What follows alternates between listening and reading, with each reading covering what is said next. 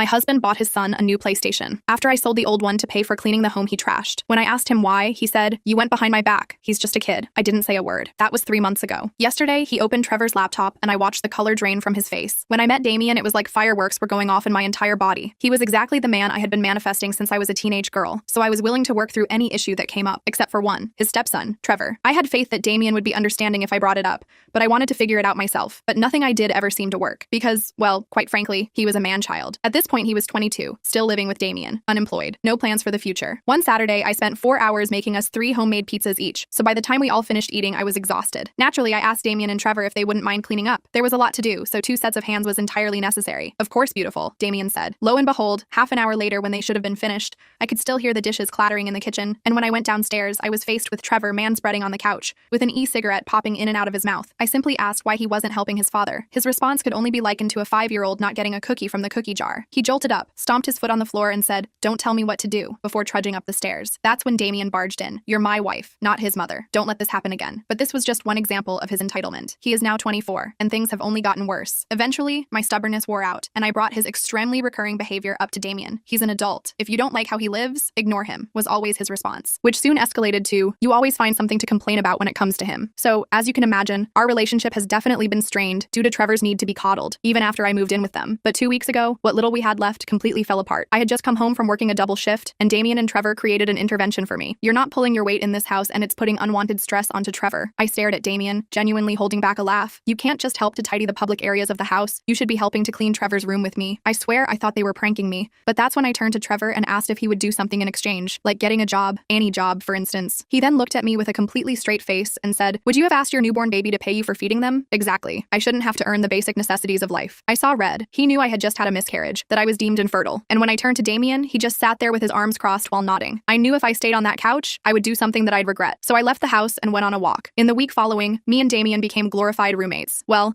yesterday evening, Trevor finally wasn't home and I had the day off. So I decided to clean the entire house. I know this sounds weird, but it's something I genuinely enjoy. I even wiped down the windows, polished the floors, dusted the door frames, used a lint roller on the lampshades. I felt like Monica from Friends, and when I was done, I got to bathe in that post-clean euphoria. I felt like a princess. And aside from waking up at 4 a.m. to the sound of Trevor slamming the front door, I slept like one too. But when I woke up, the entire house smelled awful, like someone had rubbed cow dung all across the walls. And when I got out of bed, I found out why. You see, there was filthy, disgustingly unclean laundry sprawled all across the floors downstairs, and it produced an aroma so strong that it literally reached my bedroom. There was spilled hot sauce, a tin of tuna without a lid splattered everywhere. The air smelled like moldy sour cream. Stale gum covered the mantelpiece. I screamed and went to wake up my husband, who gagged at the smell. He had this look of anxiety on his face and instantly took the blame. "Oh yeah, that was me. I had a lot of beers last night and took things too far." I just stared at him. He tried to stop me from going into Trevor's room, but he couldn't. And when we opened the door, we were hit with the stench of the devil's lettuce. I didn't say anything. Damien just sighed and turned around. As soon as he walked out, I walked into his room. I quietly stole his gaming console, the one I paid 50% for, and sold it. Trevor woke up that same day to the sound of a maid hoovering his room. He smirked and condescendingly thanked me because he thought he had won. But when he found out what paid for it, he wasn't so happy anymore. It's about time. I just nodded and went to the kitchen to make myself some coffee. I was exhausted from the emotional roller coaster, but also feeling this weird surge of energy, like something had finally clicked. Trevor's smugness lasted exactly 47 minutes. That's when one of the cleaners asked him to move his gaming setup so they could vacuum underneath. "Where's my Xbox?" he practically shrieked. I heard him stomping around, throwing things, looking under furniture. Then he burst into the kitchen where I was calmly sipping my coffee and reading a book. "Where is it?" His face was so red I thought he might actually explode. "Where's what?" I asked innocently. "My Xbox. It's gone." I took another sip of coffee before answering. "Oh, that. I sold it." His jaw literally dropped. "You what?" "I sold it to pay for the cleaning crew. They're not cheap, you know." Trevor started sputtering something about how I couldn't do that, how it was his property. That's when I dropped the bomb. "Actually, I paid for half of it. And since you destroyed a house that I also pay half for, I figured it was a fair trade." He stormed out and I heard him frantically calling Damien. I knew what was coming next, but for once, I didn't care. I finished my coffee and waited. 20 minutes later, Damien burst through the front door like he'd been shot out of a cannon. The cleaning crew was still working, moving around him as he stood in the entryway taking in the scene. "What have you done?" he demanded, looking at me like I'd committed some terrible crime. I explained calmly that Trevor had deliberately trashed the house I'd spent hours cleaning,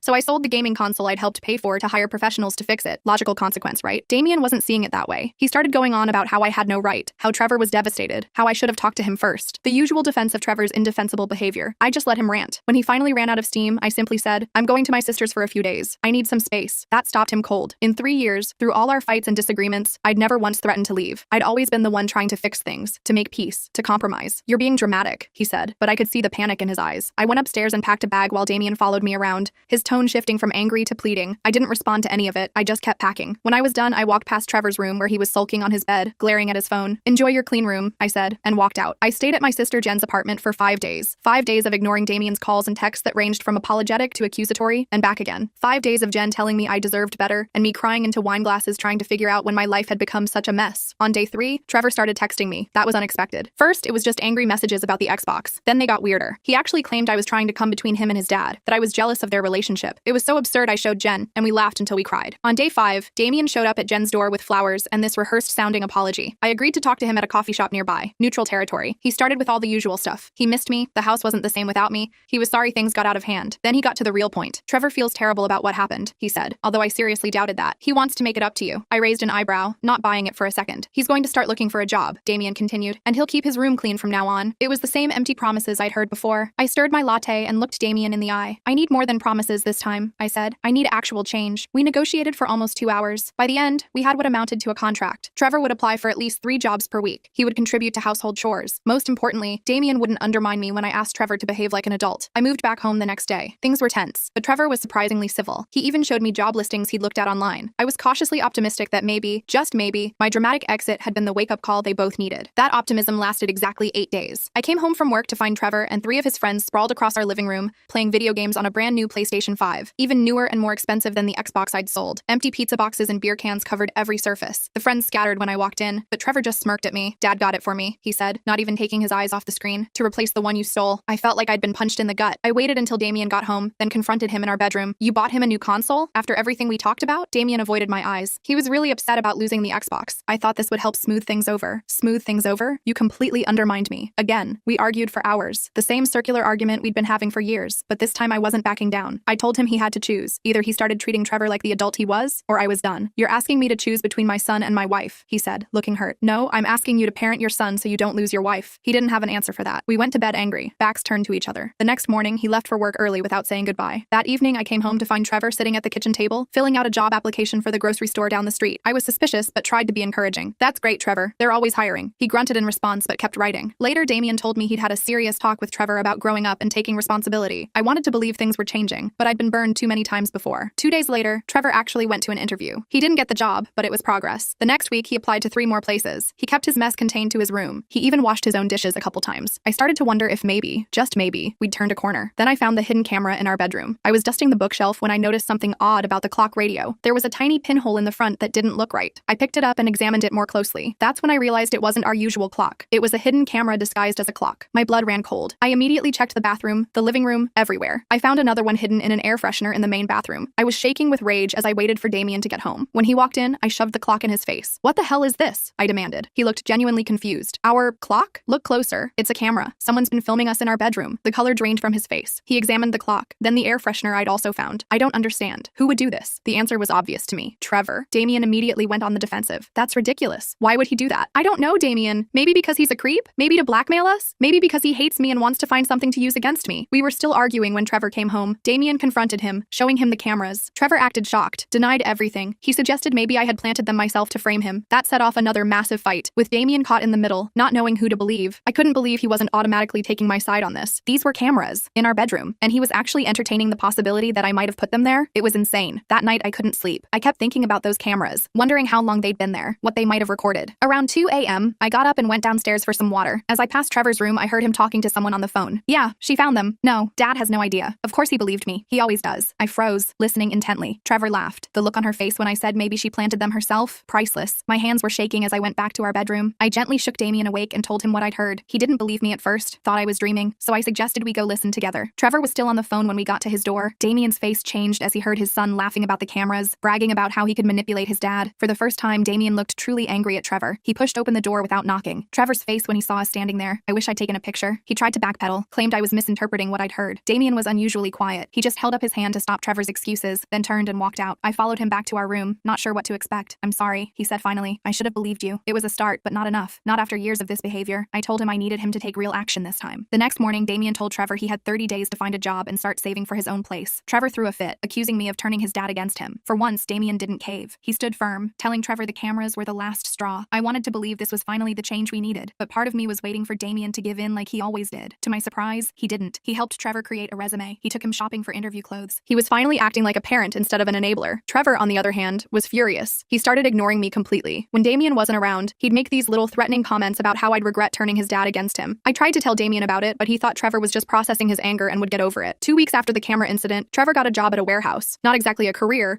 but it was full-time with benefits. Damien was thrilled, thinking this proved Trevor was changing. I was more cautious. Something about Trevor's sudden compliance felt off. My suspicions were confirmed when I came home early from work one day with a migraine. As I walked in the door, I heard Trevor and a friend in the kitchen. "She actually thinks I'm going to move out," Trevor was saying, laughing. "Dad will never let that happen. I just need to play along until she gives up and leaves." His friend asked what would happen if I didn't leave. "Then I'll make her leave," Trevor said, his voice suddenly serious. "I've got more dirt on her than she knows." I backed out quietly and sat in my car, trying to process what I'd heard. What dirt could he possibly have on me? I hadn't done anything wrong, unless the cameras. Had they been there longer than I realized? Had he gotten footage of something he could twist and use against me? I called in sick the next day and waited until both Damien and Trevor were gone. Then I tore through Trevor's room, looking for evidence. I found it in a locked box under his bed. The key was taped to the bottom of his desk drawer, not exactly a master criminal. Inside were several flash drives labeled with dates going back 6 months. I took them to Jen's house to view them safely. What I found made me physically ill. Hours of footage from our bedroom and bathroom. Conversations between Damien and me that Trevor had no right to hear. Intimate moments that no one should have witnessed. But worse than that, I found edited clips where Trevor had manipulated the footage, splicing together words and actions to make it look like I was saying horrible things about Damien,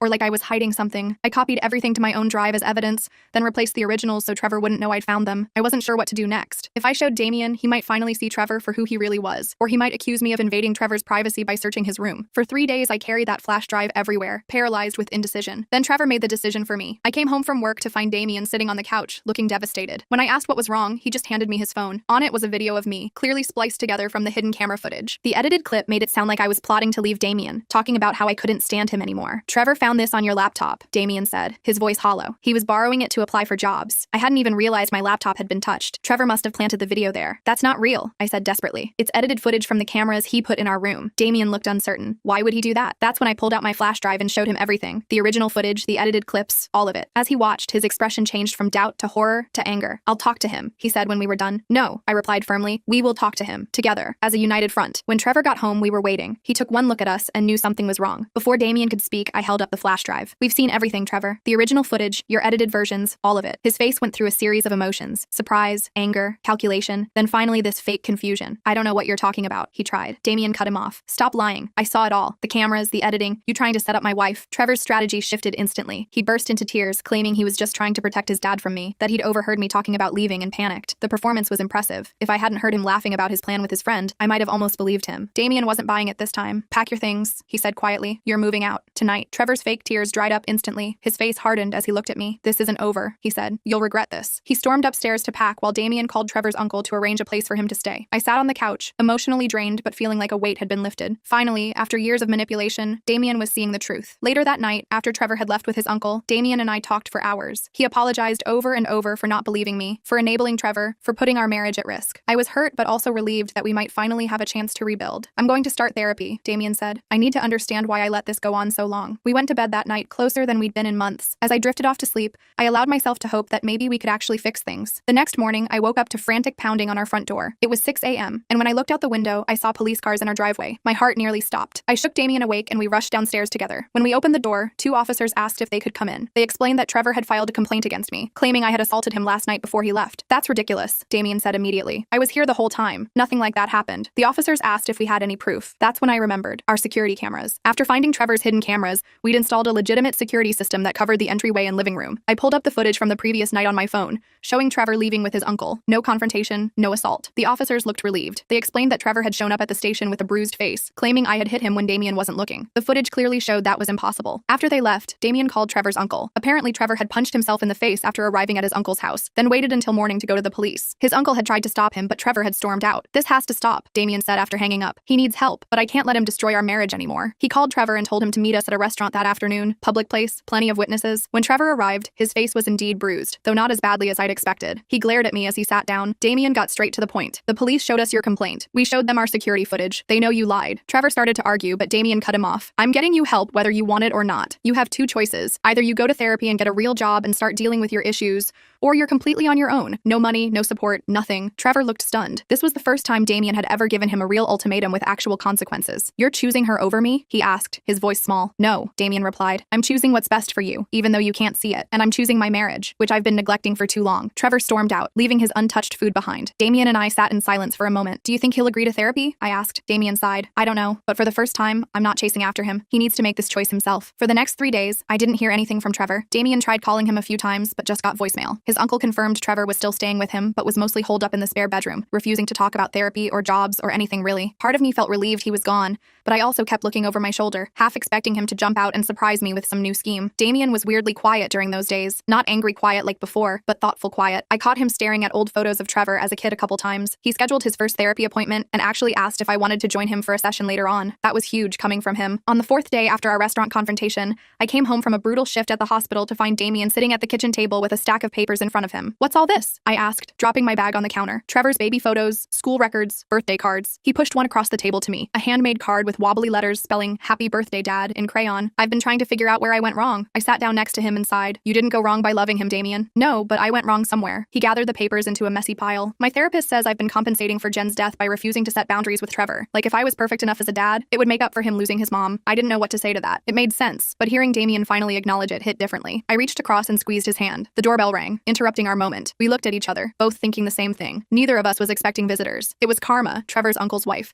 standing on our porch looking seriously stressed out. She had this giant tote bag, and her hair was all messy like she'd been running her hands through it. Sorry to just show up like this, she said when I opened the door. But Trevor left this morning and Charles is worried sick. Damien appeared behind me. Left? To go where? Karma shrugged. He didn't say, just packed his stuff and took off. But he left this behind. She hefted the tote bag. Charles thought you might want to see it. We took the bag to the kitchen table. Inside was Trevor's laptop, a bunch of flash drives similar to the ones I'd found, and notebooks filled with what looked like journal entries. Damien pulled out the laptop and opened it. Should we be looking at this? I asked, feeling weirdly invasive even though Trevor had had no such qualms about our privacy. Charles already did, Karma said. That's why he sent me over with it. You need to see what's on there. Damien navigated to the video folder and clicked on the first file. It was Trevor talking directly to the camera, like some kind of vlog. Day 1 of Operation Get Rid of Lisa, he said to the camera. The timestamp showed it was from almost a year ago, right after I moved in. Dad thinks he wants to be with her, but I know better. No one will ever replace Mom. My stomach dropped as Damien clicked through more videos. Trevor had documented everything. The planted cameras, his deliberate sabotage of my cleaning, even rehearsing what he would say to make Damien take his side. There were dozens of these videos spanning months. Jesus, Damien whispered, his face pale. He was planning this the whole time. Karma nodded grimly. There's more. Check the notebook labeled Phase 2. The notebook contained detailed plans for what Trevor was going to do next. He had this whole scheme worked out to plant blow in my car and then tip off hospital security. He'd researched how nurses get substance tested and what kind of substances would get me fired immediately. There were notes about finding someone to hack my email to send fake resignation letters to the hospital administration. But the scariest part was the section titled Last Resort. Trevor had written, if nothing else works, accident at work. Nurses handle dangerous meds all the time. One mistake with the wrong patient. I felt physically sick. This wasn't just a jealous kid acting out anymore. He was actually planning to destroy my career, maybe even set me up to harm a patient. We need to call the police, I said, my voice shaking. Damien was already pulling out his phone when it buzzed with a text. He looked down and his face changed. It's Trevor. He says he's coming home to talk. I immediately started gathering all the evidence back into the tote bag. We need to hide this. If he knows we've seen it. No, Damien interrupted. No more hiding. No more pretending. We're going to confront him with all of it. I stared at him. Are you sure? What if he gets violent? Karma cleared her throat. Charles is on his way too. He'll be here in 10 minutes. Damien's jaw was set in a way I'd never seen before. Trevor needs to face what he's done. All of it. We spent the next few minutes making copies of the most damning evidence, just in case Trevor tried to destroy the originals. I texted my sister Jen to come over too. More witnesses seemed like a good idea. Trevor showed up about 20 minutes later. He looked terrible. Unshaved, dark circles under his eyes, clothes rumpled like he'd been sleeping in them. For a split second, I almost felt sorry for him. Almost. Dad, I've been thinking. He stopped mid-sentence when he saw the laptop and notebook spread across the table. His eyes darted to Karma, then back to the evidence. What is this? You tell us, Damien said, his voice unnervingly calm. Operation Get Rid of Lisa? Phase 2? Last resort? Want to explain what all that means? Trevor's face went through this weird transformation. Shock, then anger, then this calculated innocence. Those are just stories I was writing. Fiction. For a creative writing class I was thinking about taking. Before Damien could respond, the front door opened again as Charles and Jen arrived almost simultaneously. Trevor's expression hardened when he saw them. So this is an ambush? He demanded. You all gang up on me because of some stupid writing exercise? Damien clicked play on one of the videos. Trevor's own voice filled the room. Day 47. Dad actually believed me when I said Lisa planted the cameras herself. What an idiot. He's so desperate to think I'm still his perfect little boy. Trevor lunged for the laptop, but Charles caught him by the arm. Enough, Trevor. Trevor, it's over. What happened next shocked all of us. Trevor started crying, not the fake tears from before, but genuine body-shaking sobs. He collapsed into a chair, his face in his hands. She was trying to replace Mom. He choked out between sobs. Everyone was forgetting Mom, moving on like she never existed. Dad was happy without her. It wasn't right. The room went silent except for Trevor's crying. Damien looked absolutely gutted. He moved toward Trevor but stopped when I grabbed his arm and shook my head. This could still be manipulation. Trevor, Damien said finally, your mom would be horrified by what you've done. She raised you better than this. That just made Trevor cry harder. You don't know that. She's gone. Nobody knows what she would think. I do, Charles said quietly. Julie was my sister, remember? And she would be so disappointed to see you using her memory as an excuse to hurt innocent people. Trevor's crying gradually subsided into these hiccuping breaths. He looked around the room, seemed to realize he wasn't getting the sympathy he wanted, and his expression changed again. Whatever, he muttered. None of you understand. I'm out of here. He stood up, but Damien blocked his path. No, you're not. We're not done. Trevor tried to push past, but Damien didn't budge. Move, Dad. Not until we figure this out. You need help, Trevor. Real help. Trevor laughed, this bitter sound that made the hair on my arms stand up. Help? You think a therapist is going to fix this? Nothing's going to bring Mom back. Nothing's going to make me okay with you replacing her. I'm not trying to replace your mother, I said, speaking directly to Trevor for the first time. I never was. He turned to me, his eyes narrowed. Right. You just moved into her house, slept in her bed, tried to mother her son. No, I interrupted. I moved into Damien's house. I sleep in Damien's bed. And I never tried to be your mother. I tried to be your friend. You're an adult. Trevor blinked, like that perspective had never occurred to him. Damien spoke up again. Trevor, we have two options here. Either you agree to intensive therapy, and I mean real commitment, not just showing up and going through the motions,